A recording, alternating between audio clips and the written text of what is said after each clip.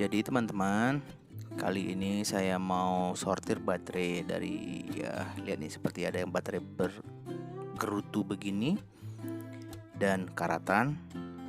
Saya saat ini mau keep semua, cuman mau tahu perbandingan secara keseluruhan berapa yang bagus dan berapa yang jelek.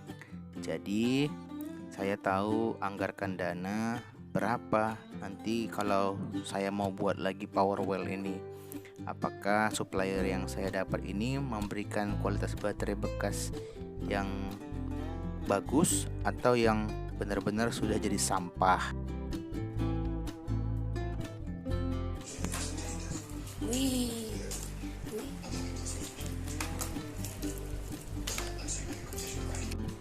Oke teman-teman, ini asisten saya, anak saya nih, sortir baterai. Nah yang sana anti total di bawah 2 volt dan ini di atas 2 volt. Baterai jenis seperti ini kan, baterai vape banyak ya, yang harganya puluhan ribu. Baterai di charger kemudian di discharger agar kita mengetahui berapa kapasitas maksimal dari baterai masing-masing. Nah pada tahap berikutnya kita populasi dengan tools berikut. Saya pakai ada keyword generator ini supaya list dari baterai yang saya buat di badan tadi bisa saya masukin ke bagian line begini. Nah kemudian di aplikasi repack.com ini kemudian seluruh nominal yang badan baterai itu saya masukin satu persatu sehingga inilah semuanya nominal kapasitas yang ada di baterai. Jadi repack ini dengan sendirinya akan menggenerate secara balance di setiap masing-masing. Karena saya buat 7S rangkaiannya. Nah, ini ada 7S. Dia ambil mana dari jumlah unit baterai itu yang sama kapasitasnya sehingga pada 7 rangkaian seri berikut ini akan menghasilkan kapasitas baterai yang benar-benar sama, sehingga nanti yang kelebihannya itu akan disingkirkan karena tidak akan digunakan. Dia akan menggenerate dengan menggunakan kombinasi yang unik dan kombinasi yang tepat supaya seluruh sel ini yang ada 7 ini kapasitasnya benar-benar sangat-sangat mendekati sehingga balancing itu terjadi dan secara penggunaan dan efisien.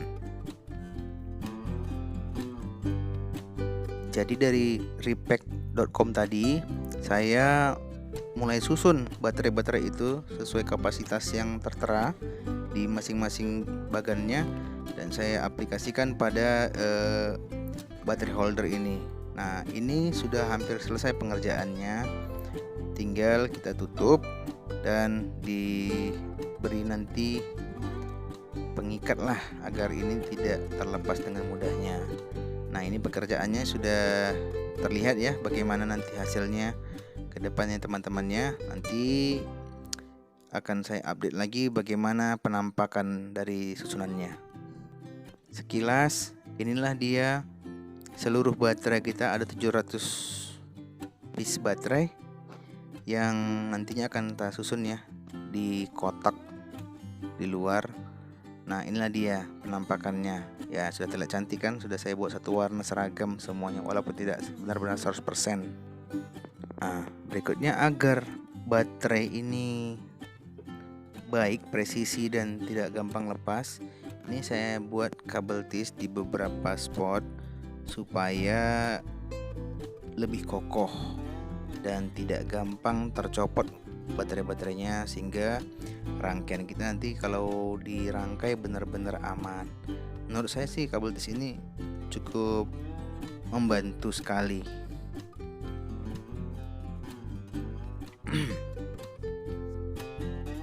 Tahap selanjutnya adalah menyolder.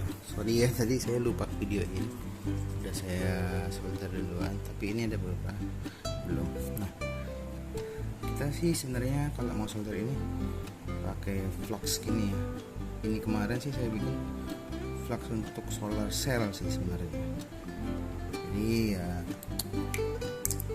fungsinya sih supaya ini bisa disolder gitu. Dikasih dia seperti cairan gini.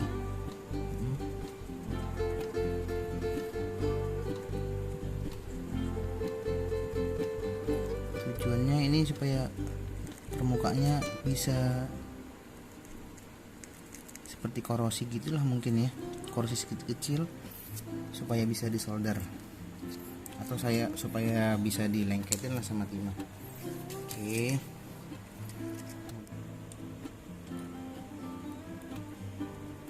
Jangan terlalu lama supaya tidak panas selnya. Pastikan timahnya cukup ya teman-teman ya.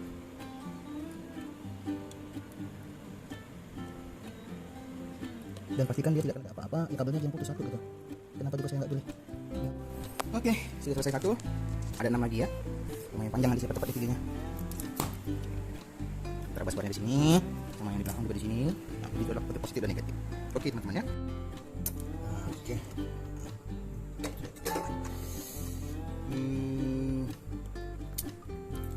Setelah kita packing, tahapan berikutnya itu adalah memasang busbar ini pada baterai.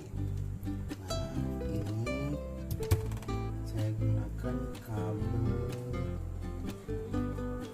dari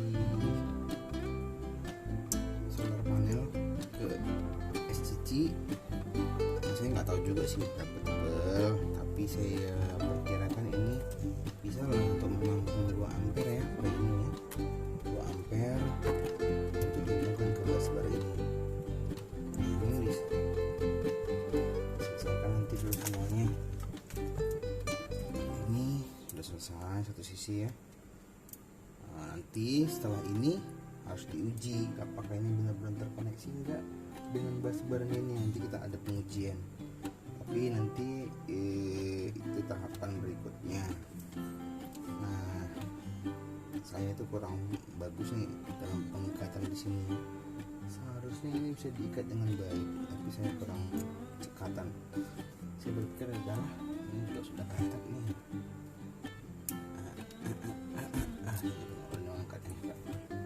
Karena ini tidak digantung nantinya, jadi nggak perlu ya begitu. Nanti kita make sure semuanya terkoneksi. Oke. What's my action now? Ini kan mau dia seperti begini teman-teman. Nah, karena saya ikat di sini ketat, jadi di sini juga harus dikencangkan ke pinggir. Oke, caranya begini.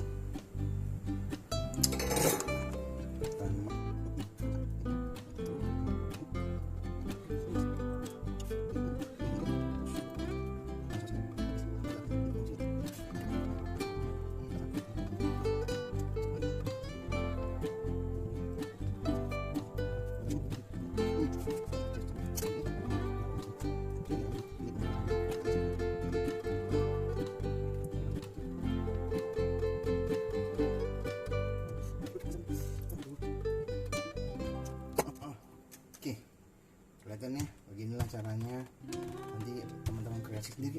Panas ternyata teman-teman. Kalau pegang saya panasnya begini, saya juga takut. Kalau menurut saya ya ini nggak recommended sih sebenarnya. Kalau begini baterai jadi panas kena solder, sebaiknya pakai aja deh gitu spot welder ya. Oke ya teman-teman ya. Kalau menurut saya ya, ini walaupun saya belum pernah pakai spot welder, sepertinya lebih baik pada baterai kita.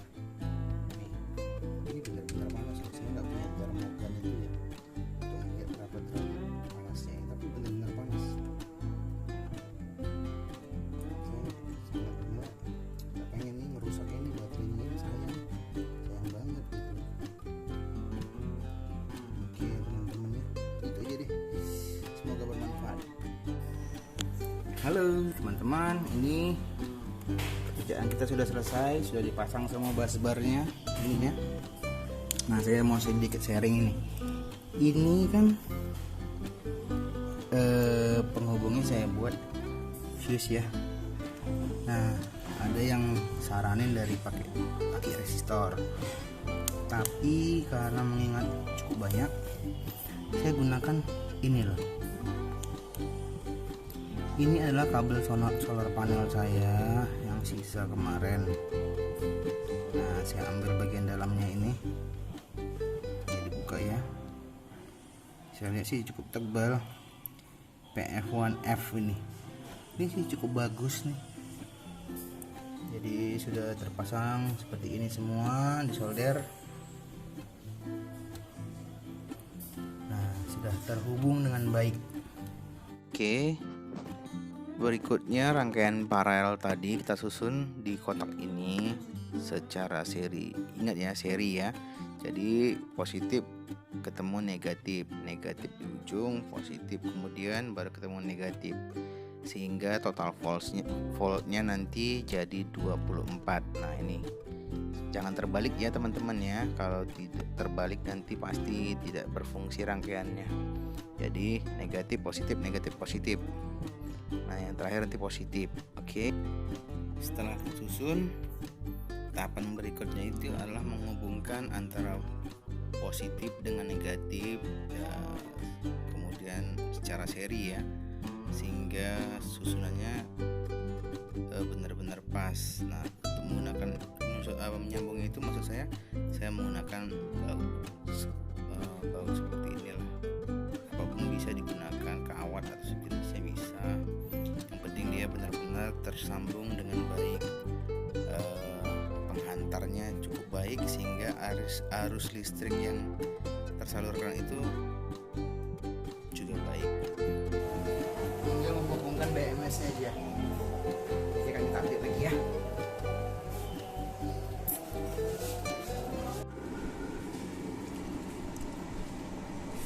Nah, ini sambungannya dia begini.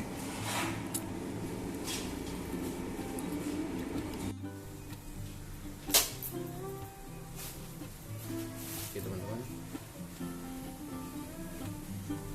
kita akan pasang ini kabel BMS hitam. Ini negatif 1, ini positif 1, positif 2, positif 3, positif 4, positif 5, positif 6, positif 7. Oke, kita pasang ya.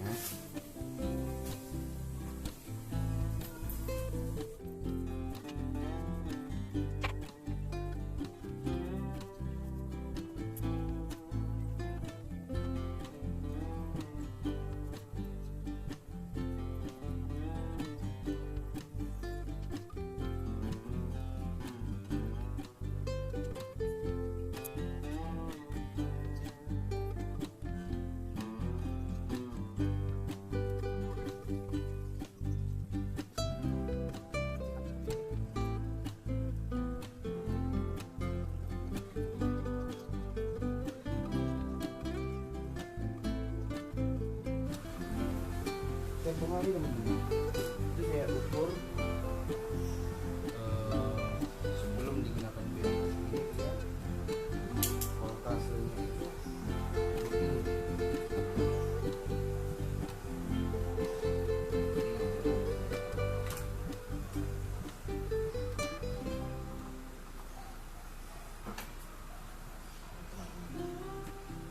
kalau kita ukur dari sini ke sini dia 25,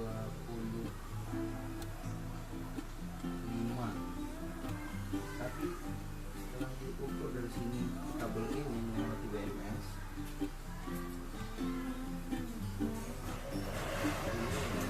ini positif.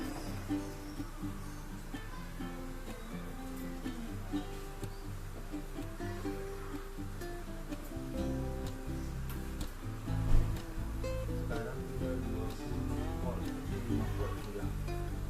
Ini saya akan langsung uji ya, gimana kalau dia digunakan BMS. Oke, terima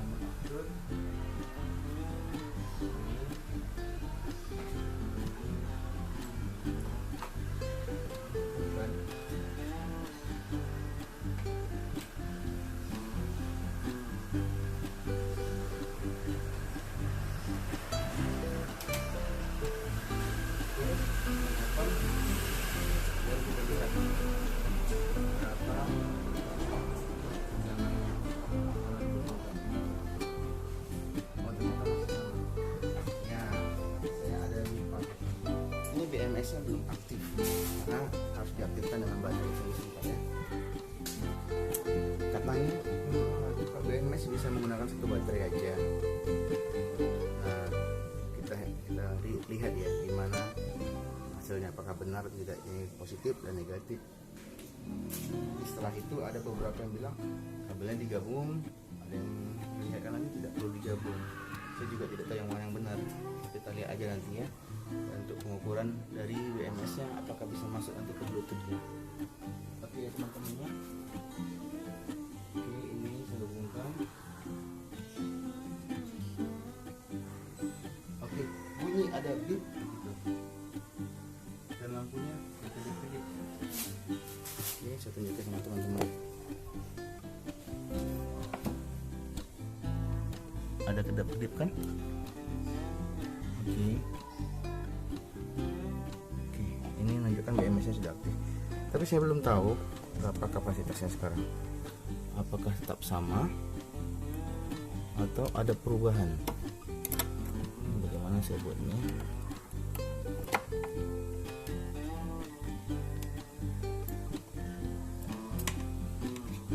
Setelah digabungkan,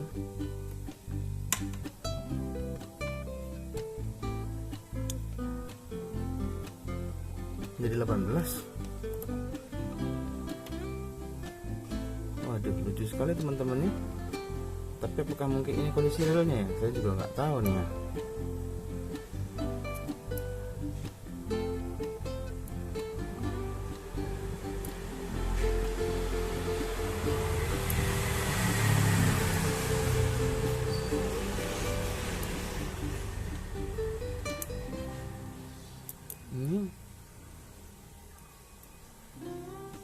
Kenapa nggak berhubung begitu ya? Waduh, saya jadi bingung ya. Angkanya ini cuma hanya 8 ya. Tapi nggak apa-apa. Inilah dia penghubungannya ya. Nanti kita coba screenshot nanti gimana BMS-nya ya teman-teman ya. Nah, kalau ngelihat angka di meteran kita ini udah 25,1 ya. Ini saya udah happy banget. Nah, sebelumnya itu saya sempat agak sedikit pusing lah ya. Sewaktu saya hubungkan itu nggak segini hasilnya, bahkan lebih kecil, sekitar 20 dan 19 volt gitu. Nah, saya bingung kan. Nah, kenapa dihubungkan dengan BMS malah jelek ya hasilnya gitu kan. Tadinya saya pikir karena belum dinyalakan. Ternyata setelah dinyalakan, setelah ada bunyi beep begitu, tetap juga begitu. Saya bingung juga ya kenapa begitu. Nah, saya coba hubungkan BMS itu dengan smartphone ya, melalui Bluetooth lah ya. Nah, ternyata ada sedikit settingan di situ untuk parameternya. BMS-nya itu digunakan 16S, makanya dia hanya kebacanya seperti itu gitu kan. Karena ini kan memang 16S kan BMS-nya, tapi dia model smart. Jadi saya rubah dari 16S menjadi 7S. Nah, ketika saya okein, saya reboot sekali, oke, hasilnya langsung keluar 25,1 ya. Cukup happy lah ya. Ini baterai setelah di discharge kemarin. Selesai semuanya, tinggal menghubungkan karena ini belum tersambung ya dengan sistem ATS kita. Oke, yang kita akan mau nyambungin ya, antara ini mau diparalel.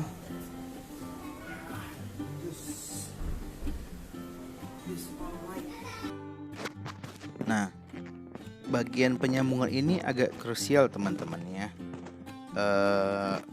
Ini memang low voltage ya, 24 volt sampai ke 29 volt. Tapi teman-teman jangan anggap sepele, karena ini walaupun low voltage tapi tegangan maksudnya kapasitasnya itu besar. Ini sekitar 200 ampere. Nah, jadi kalau misalnya ada short begitu ya, hubungan singkat atau korslet sedikit, itu akan terbakar. Nah, sparknya itu lumayan mengagetkan. Jadi sebaiknya untuk lebih baiknya itu kalau seperti ini kan, saya ada menggunakan konektor itu ya yang warna kuning. Nah, itu supaya lebih berhati-hati kita waktu menyambungnya. Dan saya biasanya matiin dulu MCB-nya semua. Nah, saya hubungkan antara baterai yang atas dengan baterai bawah itu. secara paralel ya, sehingga kapasitas dari baterai ini jadi bertambah. Memang ada sedikit trouble sih ya di awal sewaktu penyambungan ini jadi paralel. Dia tidak mau dibalancing, tapi akhirnya sih mungkin dia ngebaca dulu gimana kapasitasnya dan gimana kondisinya. Nah, setelah itu sih nggak masalah. Nah, ini juga pelajaran buat teman-teman. Saya juga kemarin pernah mengalami kebakaran itu ya, yang baterai bagian bawah, sehingga hampir setengah rusak baterainya kemarin itu, gara-gara kecerobohan saya karena terjadi korslet dan saya tidak perhatikan. Makanya teman-teman, supaya jangan terjadi seperti itu, perhatikan pengkabelan baik-baik. Memang ini kita nggak nyetrum gitu, tapi resikonya itu lebih bahaya dari nyetrum lagi teman-teman ya. Ini bisa kebakar dan terjadi kebakaran. Makanya benar-benar pastiin dan menggunakan pengaman yang sangat-sangat baik. Oke teman-teman, tidak terjadi apa-apa ya, smooth. Hanya saja balancingnya mati di situ.